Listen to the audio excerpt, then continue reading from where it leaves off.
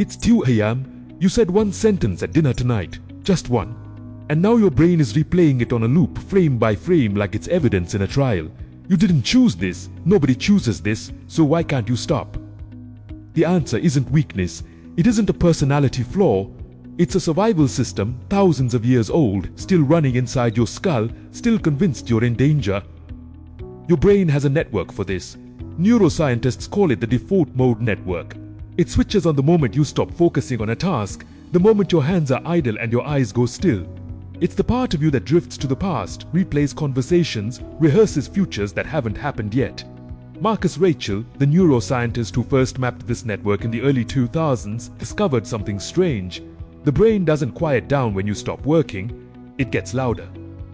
Think about that. Silence isn't empty. Silence is when the noise starts. For most of human history, this wasn't a flaw, it was survival. Your ancestors lived in small groups dependent on each other for food, protection, everything. If you upset someone, if you were cast out, you didn't just lose a friendship. You lost your odds of living through the season. So the brain built a system to prevent that.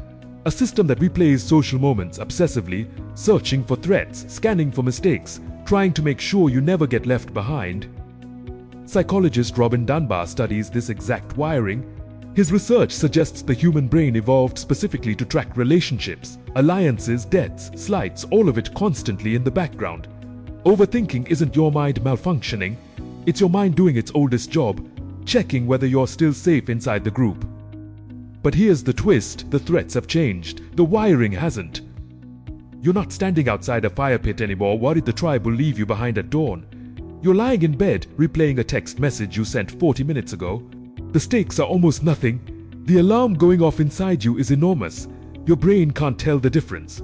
It reacts to a slightly awkward reply with the same intensity it would react to actual abandonment on the savannah. That mismatch has a name. Researchers call it evolutionary mismatch, when an instinct built for one world gets triggered by an entirely different one. There's a second piece to this puzzle, and it's just as strange. Psychologist Zenko of Sinkina found that unfinished tasks stay active in memory far longer than completed ones. Your brain doesn't like loose ends. An unresolved conversation, an unclear text reply, an ambiguous look from a friend. Your mind treats these like open files it refuses to close. It keeps pulling them back into view again and again, hoping that one more replay will finally resolve them. It never does. Because there was nothing to resolve in the first place. Just uncertainty, and your brain hates uncertainty more than it hates almost anything else. So it keeps searching, it keeps simulating. What if I said the wrong thing? What if they're upset? What if this ruins everything? Around and around, building a case with no verdict. Here's what almost nobody tells you. Overthinking isn't your enemy. It's a smoke detector that never learned the difference between burnt toast and a house fire. It's doing exactly what it evolved to do, just at the wrong volume, for the wrong situation, at the wrong hour of the night. And knowing that changes something, because you can't out-argue a survival instinct. You can't logic your way past 3 million years of wiring by telling yourself to just relax. But you can give the system what it's actually looking for: closure, certainty, movement. Studies on rumination consistently show one thing works better than trying to force the thoughts away. Action, even small action, sending the follow-up text, writing the thought down. Doing literally anything that tells the ancient part of your brain, this loop is finished. You can stop guarding it now. That's why journaling works. That's why talking it through with one honest person works. Not because it solves the problem, because it gives the alarm system a signal to power down. Your brain isn't broken. It's ancient.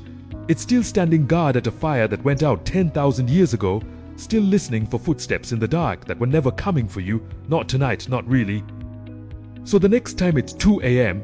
and one sentence from dinner is looping through your mind like it's the only thing that matters, remember what's actually happening. That's not a flaw, that's not weakness.